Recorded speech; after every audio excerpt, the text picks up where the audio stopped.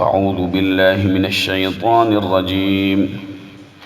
بسم اللہ الرحمن الرحیم وواعدنا موسى 30 ليلة وأتممناها ب10 فتم ميقات ربه 40 ليلة وقال موسى لأخيه هارون اخلفني في قومي وأصلح ولا تتبع سبيل المفسدين۔ اور ہم نے موسیٰ سے 30 لیلہ 30 راتوں کا وعدہ فرمایا، وَأَتْمَمْنَاهَا ب10 اور اس میں 10 کا اضافہ فرمایا، پورا کر دیا، میقات ربہ 40 لیلہ، تو اس کے رب کا وعدہ 40 راتوں کا پورا ہو گیا۔ وقال موسیٰ لأخیہ ہارون، اور موسیٰ نے اپنے بھائی ہارون سے کہا، اخلفنی فی قومی، تو میری قوم میں میرا نائب ہے، وَأَصْلِحْ اور اصلاح کر، وَلَا تَتَّبِعْ سَبِيلَ الْمُفْسِدِينَ اور فسادیوں کے رستے پر نہ چلنا۔ اللہ رب ذوالجلال نے تورات شریف کو نازل کرنے کی کیفیت بیان فرمائی۔ حضرت موسیٰ علیہ السلام سے اللہ وحدہ لا شریک نے تورات جو آپ نے اپنی قوم کو یہ بات بیان فرمائی تھی کہ جب تمہیں اللہ رب ذوالجلال فرعون سے اور فرعونیوں سے نجات دلائے گا تو اللہ رب ذوالجلال تمہیں ایک کتاب بھی عطا فرمائے گا، مجھ پر کتاب اتارے گا کہ جس میں حلال و حرام کے تمام احکامات موجود ہوں گے، جس کی تم سب کو ضرورت ہے، مجھے اور تم سب کو ضرورت ہے۔ اللہ اپنا کلام نازل فرمائے گا، تو اللہ نے تورات شریف کو نازل فرمایا۔ حضرت موسیٰ علیہ السلام سے اللہ وحدہ لا شریک نے 40 راتوں کا وعدہ فرمایا۔ پہلے اللہ رب ذوالجلال نے 30 راتوں کا حکم دیا کہ 30 روزے رکھے جائیں، اور یہ ذوالقعدہ کا مہینہ تھا۔ اس کے بعد جب حضرت موسیٰ علیہ السلام نے اللہ کے حکم پر 30 روزے مکمل کیے تو اللہ رب ذوالجلال نے جو حکم دیا تھا ان روزوں کی وجہ سے آپ نے اپنے منہ میں ایک خوشبو سی محسوس کی اور آپ نے مسواک کر لی، جس کی وجہ سے وہ خوشبو ختم ہو گئی۔ تو اللہ رب ذوالجلال نے مزید 10 روزے رکھنے کا حکم ارشاد فرمایا کہ جس کا یہ اللہ نے ذکر فرمایا کہ 30 راتوں کا وعدہ کیا، وَأَتْمَمْنَاهَا ب10 اور ان 30 میں مزید 10 راتوں کا اضافہ فرمایا۔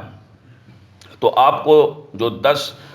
مزید روزے رکھنے کا حکم دیا وہ ذوالحجہ کے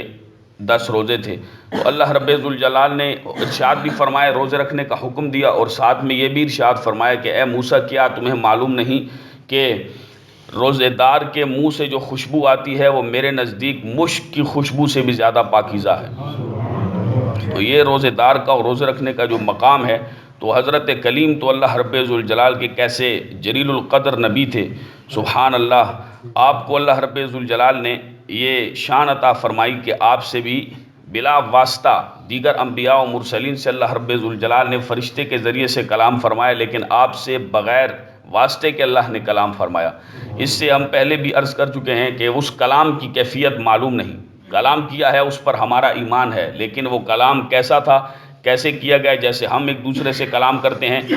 یہ ایسا نہیں، اور نہ ہی ہمیں اس کی کیفیت معلوم ہے۔ ہمارا اس پر ایمان ہے کہ جب اللہ نے فرمایا کہ اللہ نے وَكَلَّمَ اللَّهُ مُوسَىٰ تَكْلِيمًا 6 پارے میں گزر چکا ہے کہ اللہ نے موسیٰ کلیم اللہ سے کلام فرمایا تھا، تو کلام کی کیفیت کیا ہے وہ کسی کو بھی معلوم نہیں۔ بہرحال کلام اللہ نے فرمایا اور اسی پر ہمارا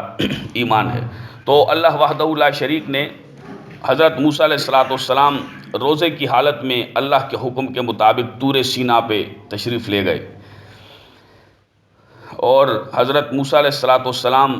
اللہ رب ذوالجلال نے 4 فرسنگ یعنی 12 میل تک اس جگہ کو بالکل ڈھک دیا ایک بادل سے، اور جتنے بھی زمین کے آپ کے ساتھ جو فرشتے تھے، جو فرشتے ہوتے ہیں، ان سب کو بھی الگ کر دیا گیا، زمین کے جانوروں کو بھی الگ کر دیا گیا۔ صرف حضرت کلیم اللہ کی بارگاہ میں حاضر ہوئے روزے کی حالت میں، اور اللہ رب ذوالجلال نے آپ کو جو ہے وہ آپ سے کلام فرمایا، اور حضرت موسیٰ علیہ السلام سے اللہ نے کلام فرمایا، اور اسی طرح سے حضرت جبریل امین بھی آپ کے ساتھ تھے، لیکن انہوں نے اس کلام کو سنا نہیں۔ انہوں نے اس کلام کو نہیں سنا، اور حضرت موسیٰ علیہ السلام نے ہوا میں دیکھا کہ فرشتے کھڑے ہیں، ہوا میں فرشتے بھی کھڑے ہیں، روزے کی حالت ہے، طور سینا ہے، اور حضرت موسیٰ کلیم اللہ اپنے رب کی بارگاہ میں حاضر ہیں۔ اللہ اکبر کبیرہ۔ تو اللہ رب ذوالجلال نے پہلے تو آپ نے حضرت ہارون علیہ السلام کو اپنی قوم کے متعلق، چونکہ ہارون علیہ السلام موسیٰ علیہ السلام کے بڑے بھائی تھے، ہارون علیہ السلام موسیٰ علیہ السلام کے بڑے بھائی تھے، اور آپ نے یہ بات ارشاد فرمائی کہ اخلفنی فی قومی، میری قوم میں تو میرا نائب رہنا، تو میرا نائب ہے، وَأَصْلِحْ، ان کو اللہ کی اطاعت پہ بھی ابھارنا ہے، اور یہ شرک نہ کریں، دیگر برے کاموں میں بری عادات میں نہ پڑ جائیں، آپ نے ان کی اصلاح کرنی ہے۔ وَلَا تَتَّبِعْ سَبِيلَ الْمُفْسِدِينَ، چونکہ ہارون علیہ السلام بھی اللہ کے بڑے جلیل القدر پیغمبر تھے۔ وَلَا تَتَّبِعْ سَبِيلَ الْمُفْسِدِينَ، حضرت موسیٰ علیہ السلام نے جناب ہارون کو فرمایا کہ جو فسادی ہیں ان کے رستے پر نہ چلنا۔ تو نبی جو ہے وہ فسادیوں کے رستے پہ چلنا یا گناہ ہونا، یہ نبی کی ذات اس سے معصوم ہوتی ہے۔ یہ اصل میں کلام اس تمام قوم کو تھا کہ وہ فسادیوں کے رستے پہ نہ چلے۔ آپ نے فرمایا تو حضرت ہارون علیہ السلام کو، لیکن اس سے مراد ساری قوم تھی، اور یہ بھی تھا کہ آپ ان پر جو ہے وہ حضرت ہارون علیہ السلام کو استقامت کا آپ نے ارشاد فرمایا، لیکن اللہ کا نبی جو ہے وہ مستقیم بھی ہوتا ہے، گناہوں سے معصوم بھی ہوتا ہے، تو اصل میں خطاب جو ہے وہ ان تمام لوگوں کو ہے۔ جیسے حضور سرور دو عالم صلی اللہ علیہ وسلم استغفار آپ پڑھتے تھے، تو وہ استغفار چونکہ نبی گناہوں سے پاک ہوتا ہے، اور استغفار گناہوں کی بخشش کے لیے کی جاتی ہے کہ اللہ ہمیں بخشش عطا فرمائے، بخشش مانگی جاتی ہے، تو وہ حضور علیہ السلام کا جو عمل مبارک ہے وہ امت کی تعلیم کے لیے، ورنہ نبی قبل نبوت بعد نبوت تمام صغائر و کبائر سے، صغیرہ و کبیرہ گناہوں سے معصوم ہوتا ہے۔ تو اللہ رب ذوالجلال نے آپ کو یہ حکم ارشاد فرمایا، تو 40 راتوں میں وہ اللہ رب ذوالجلال نے آپ کے ساتھ جو ارشاد فرمایا تھا، جو وعدہ کیا تھا، اس وعدے کو اللہ نے فرمایا کہ ہم نے وہ وعدہ پورا کیا، جو ہم نے وعدہ کیا تھا تو وہ پورا ہو گیا۔ اور اسی طرح سے ایک ایسا طبقہ ہے کہ ان کے بارے میں ان کے اپنے لوگوں نے بھی ان پر اس قسم کے کفر کے فتویٰ دیا ہے، کفر کا فتویٰ، کہ انہوں نے انتہائی بری بات کہی۔ انہوں نے یہ کہا کہ موسیٰ علیہ السلام پیچھو کے جب آپ تشریف لے گئے تو پیچھے سامری نے یہ کام کیا تھا کہ جبریل امین کا گھوڑا وہ آیا تو اس نے وہ مٹی اٹھا کے، جیسے کہ کل بھی ہم نے ذکر کیا، تو اس بچھڑے کے منہ میں ڈالا، وہ جو گائے تھی، بچھڑا جو تھا اس کے منہ میں ڈالا، تو وہ بولنے لگا، اور اس نے سب کو جو ہے وہ اس کے پیچھے لگا دیا، اور سب جو ہے وہ اس کی عبادت کرنے لگے، تو وہ بنی اسرائیل اس کی عبادت کرنے لگے۔ تو اس پر جو ہے وہ اس طبقے نے یہ بری بات کہی، اور انتہائی جہالت پر مبنی بات ہے، کہ انہوں نے کہا کہ موسیٰ علیہ السلام اگر تبلیغ کرتے رہتے یہاں رہ کر، وہاں نہ جاتے، تو یہ قوم جو ہے وہ شرک میں مبتلا نہ ہوتی۔ یہ ان لوگوں نے بڑی الٹی سی بات کہی۔ ہم کہتے ہیں یہ دیکھو قرآن کہتا ہے موسیٰ علیہ السلام یا اللہ کا نبی اپنی خواہش سے نہ تو کلام کرتے ہیں، اور نہ ہی اللہ کے حکم کے بغیر جو ہے وہ کوئی ایسا کام کرتے ہیں کہ کہیں بھی چلے جائیں، بلکہ اللہ کے حکم کے مطابق ہی وہ سب کرتے ہیں، کیونکہ اللہ ہی کے پیغمبر ہوتے ہیں، اللہ کی ہی پیغام کو پہنچانے والے ہوتے ہیں۔ تو اللہ رب ذوالجلال نے موسیٰ علیہ السلام کو حکم دیا کہ وہ کوہ طور پہ آئیں، اللہ کے حکم کے مطابق موسیٰ علیہ السلام اس پہ عمل کرتے ہوئے کوہ طور پہ گئے، نہ کہ کسی اور وجہ سے جس کی وجہ سے اللہ کے نبی پہ، تو ایسے لوگ بھی ہیں کہ اس دور میں بھی کہ اللہ کے نبی پر اس قسم کی بات کہتے ہیں، جو کہ انتہائی بری اور جہالت پر مبنی بات ہے۔ اللہ ہم سب کو ایسے شرپسند لوگوں سے، برے عقیدے والوں سے محفوظ و مامون رکھے۔ وَلَمَّا جَاءَ مُوسَىٰ لِمِيقَاتِنَا وَكَلَّمَهُ رَبُّهُ قال ربي أرني أنظر إليك قال لن تراني ولكن انظر إلى الجبل فإن استقر مكانه فسوف تراني فلما تجلى ربه للجبل جعله دكا وخر موسى صعقا فلما أفاق قال سبحانك تبت إليك وأنا أول المؤمنين۔ اور جب موسیٰ ہمارے وعدے کے مطابق حاضر ہوئے، وَكَلَّمَهُ رَبُّهُ، اور اس کے رب نے اس سے کلام کیا، قال ربی، عرض کی موسیٰ نے، اے میرے رب، ارنی انظر الیک، تو اپنا جلوہ دکھا مجھے کہ میں تیرا دیدار کروں، قال، اللہ نے فرمایا، لن ترانی، تو میرا دیدار نہیں کر سکتا، ولکن انظر، اور لیکن دیکھ، الی الجبل، اس پہاڑ کی طرف، فإن استقر مکانہ، اگر وہ اپنی جگہ پر ٹھہرا رہا، فسوف ترانی، تو ان قریب تو مجھے دیکھے گا۔ فلما تجلی ربہ للجبل، پھر جب اللہ نے اپنا نور اس پہاڑ پہ چمکایا، جعلہ دکا، تو پہاڑ پاش پاش ہو گیا، وخر موسیٰ صعقا، اور گر گئے موسیٰ بے ہوش ہو کر، فلما افاقا، پھر جب ہوش میں آئے، قال سبحانک، تو موسیٰ نے کہا پاک ہے تو، تبت الیک، میں تیری طرف رجوع لایا، وانا اول المؤمنین، اور میں سب سے پہلا مومن ہوں۔ اللہ اکبر کبیرہ۔ اللہ رب ذوالجلال نے فرمایا کہ ہمارے وعدے کے مطابق اب اس قوم کے لیے یہ بات، وہ اس کو قرآن کو دیکھیں نا کہ قرآن کی کیا لفظ ہیں، کہ اللہ نے فرمایا کہ ہمارے وعدے کے مطابق اس کو پورا کرتے ہوئے موسیٰ ہمارے بارگاہ میں حاضر ہوئے، وَكَلَّمَهُ رَبُّهُ، اور ان کے رب نے ان سے کلام کیا۔ حضرت موسیٰ علیہ السلام سے جب اللہ رب ذوالجلال نے کلام فرمایا تو وہ کلام کی ایسی لذت اور ایسا اعلیٰ کلام کہ آپ کے دل میں اللہ رب ذوالجلال کے دیدار کا شوق پیدا ہوا۔ تو حضرت موسیٰ علیہ السلام نے اللہ کی بارگاہ میں عرض کی کہ ارنی، اے اللہ مجھے اپنا جلوہ دکھا، انظر الیک، تاکہ میں تیرا دیدار کروں۔ قال لن ترانی، اللہ نے فرمایا اے موسیٰ تو میرا دیدار نہیں کر سکتا، ولکن انظر الی الجبل، اس پہاڑ کی طرف دیکھ، اگر اس پہ تجلی جب ڈالی جائے گی، نور چمکاؤں گا میں اپنا، تو اگر وہ پہاڑ اپنی جگہ پہ قائم رہے تو فسوف ترانی، تو ضرور جو ہے وہ اس پہاڑ کو دیکھے گا، تو ضرور جو ہے وہ میرا دیدار کر سکے گا۔ پھر جب اللہ نے فرمایا کہ جب اس پہاڑ پہ نور چمکایا گیا تو وہ پہاڑ پاش پاش ہو گیا اور موسیٰ علیہ السلام بے ہوش ہو کے گر گئے۔ پھر جب آپ علیہ السلام ہوش میں آئے تو آپ نے اللہ کی پاکی بیان کی کہ سبحانک، اے اللہ تو پاک ہے، تب تو الیک، میں تیری طرف رجوع لے کے آیا اور میں سب سے پہلا مومن ہوں۔ اب سورہ انعام کی 7ویں پارے کے آخر میں 103 نمبر آیت میں بھی اس پر کلام ہو چکا ہے کہ اللہ رب ذوالجلال کا دیدار اس دنیا میں ممکن نہیں، لیکن اللہ رب ذوالجلال کا دیدار ممکن ہے، اور قیامت کے دن تمام مومنین، حضور نے جیسا کہ فرمایا حدیث رسول پاک صلی اللہ علیہ وسلم ہے کہ تم اپنے رب کا عنقریب دیدار کرو گے، سترون ربکم، عنقریب تم اپنے رب کا دیدار کرو گے، جیسے تم اس چاند کو بلا حجاب دیکھ رہے ہو، بغیر کسی رکاوٹ کے تم اپنے رب کا بھی دیدار کرو گے قیامت کے دن۔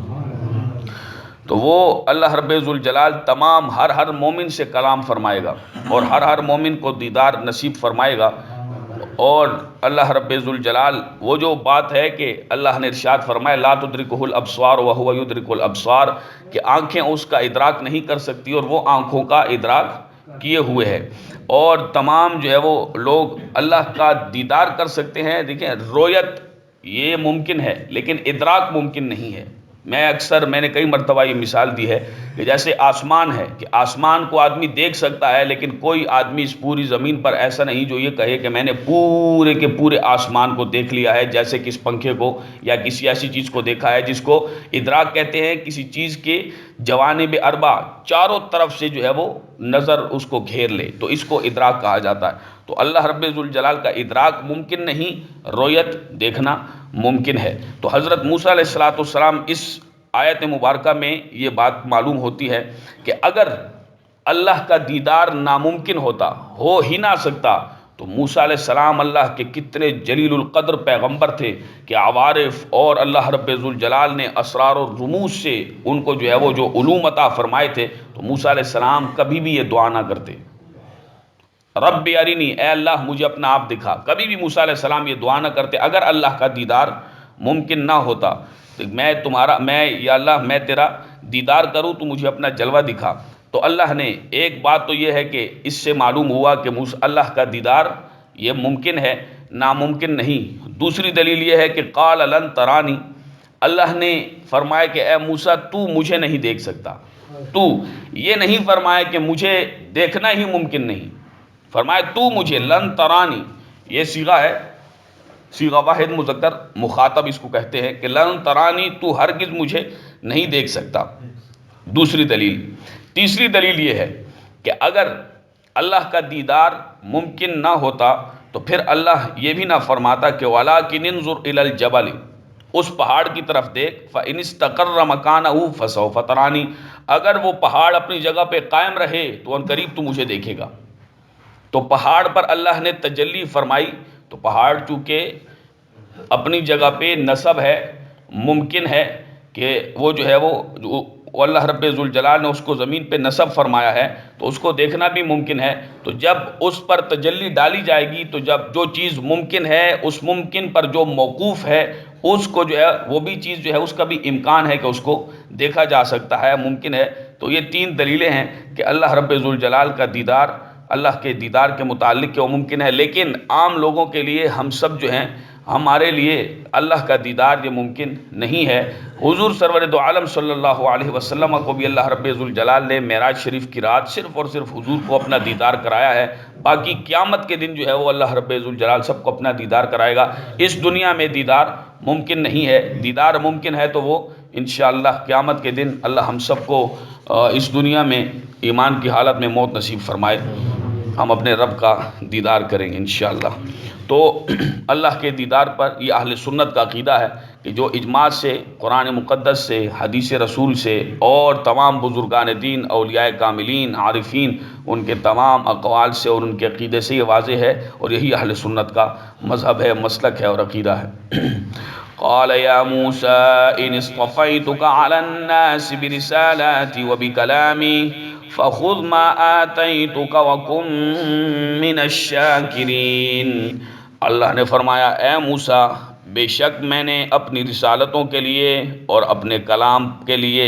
تجھے لوگوں پر منتخب فرمایا، فخذ ما آتیتک، جو تجھے میں نے عطا فرمایا وہ لے لو، وکم من الشاکرین، اور شکر گزاروں میں سے ہو جاؤ۔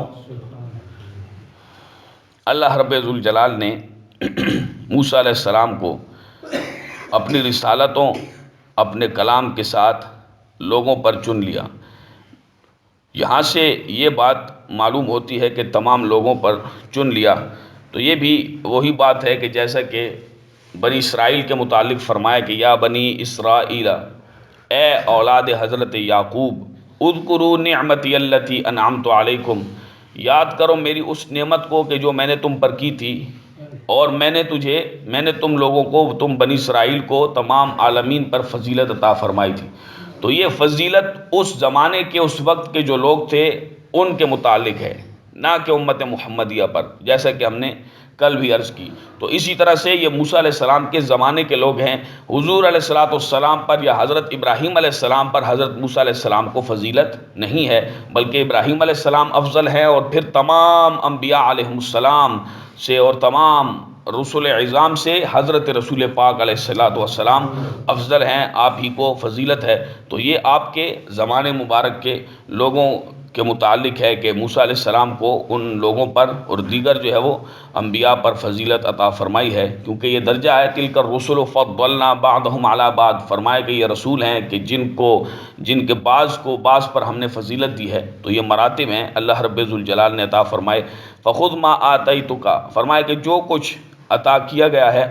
اسے لے لو، وکم من الشاکرین، اور شکر گزاروں میں سے ہو جاؤ۔